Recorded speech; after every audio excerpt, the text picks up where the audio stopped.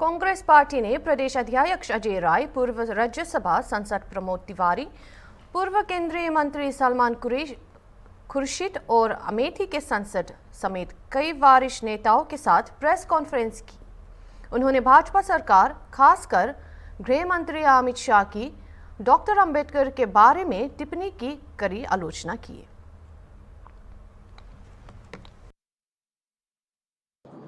हमारे पूर्व प्रदेश अध्यक्ष और विदेश मंत्री रहे सलमान खुर्शीद साहब, हमारे वरिष्ठ राज्यसभा के सदस्य प्रमोद तिवारी जी, हमारे सांसद अमेठी के के शर्मा जी, सीपी राय साहब चेयरमैन, हमारे वाइस प्रेसिडेंट दिनेश जी, हमारे वाइस चेयरमैन मनीष जी, प्रियंका जी और यहाँ उपस्थित सभी हमारे साथी, पत्रकार साथी, छायाकार साथी, आज बहुत ही महत्वपूर्ण विषय पर ये प्रेस आयोजित हो रही है, जो पूरे देश के अंदर आज से ये प्रारंभ हो रही है। जो पार्लियामेंट के अंदर जो स्थितियां सामने हुई हैं, जिस तरीके से माननीय गृह मंत्री अमित शाह जी ने बाबा भीमराव अंबेडकर जी का अपमान किया है, जिस तरीके से पार्लियामेंट के अंदर हम सब के नेता राहुल जी और खड़गे जी, जिस तरीके से उनका अपमान हुआ, जिस तरीके से उनको गिराया गया और पूरी की पूरा पार्लियामेंट शर्मसार हुई, पूरा देश शर्मसार हुआ, उसी संदर्भ में मैं आदरणीय सलमान खुर्शीद साहब से और अपने प्रमोद तिवारी जी से आग्रह करूंगा कि आप प्रेस को संबोधित करें। आदरणीय सलमान साहब।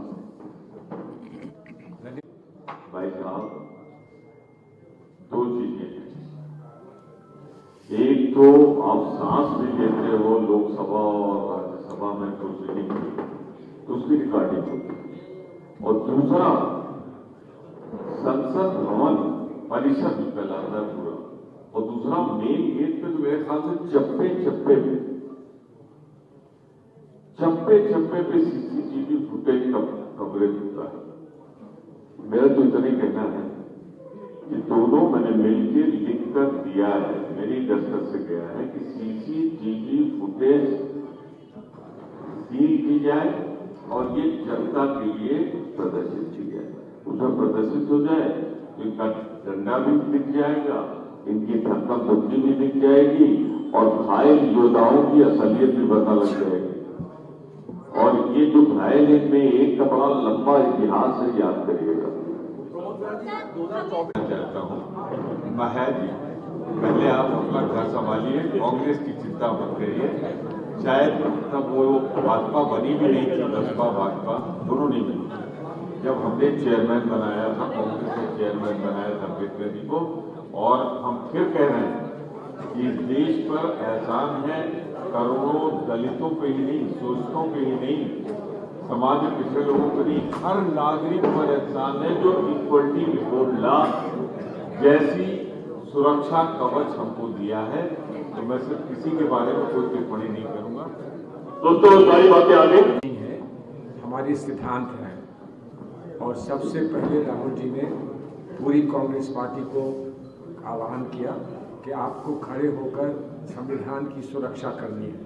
सवाल संविधान वर्सेस उन लोगों का था जो संविधान पर आक्रमित हैं, संविधान को समाप्त करना चाहते हैं। वो पूरी बात आपको समझाएंगे कि वो चुनाव क्यों वो लड़ रहे थे और क्या उनका लक्ष्य था। हमारा लक्ष्य और हमारा संकल्प संविधान को सुरक्षित रखना था, है और रहेगा। इस संविधान के बिना हमारी पहचान नहीं, इस देश की पहचान नहीं, हमारे समाज की पहचान नहीं। और ये संविधान से जब सीधा नहीं लड़ पाते हैं तो संविधान के निर्माता पर सवाल लगाने का प्रयास करते हैं। हमारे लिए वो एक ही बात है कि संविधान के निर्माता पर प्रश्न चिन्ह लगे तो वो संविधान पे प्रश्न चिन्ह लग रहा है।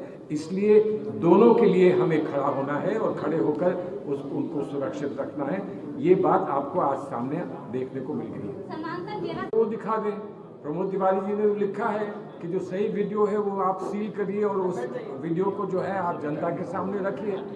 जो बात भी है बार बार जो भी ये प्रश्न आ रहा है कि वो कह रहे हैं कि मेरी बात को तोड़ मरोड़ के कहा जा रहा है, तो उनकी बात क्या थी वो खुद दिखा दें, क्या प्रॉब्लम है, हम क्यों तोड़ मरोड़ेंगे।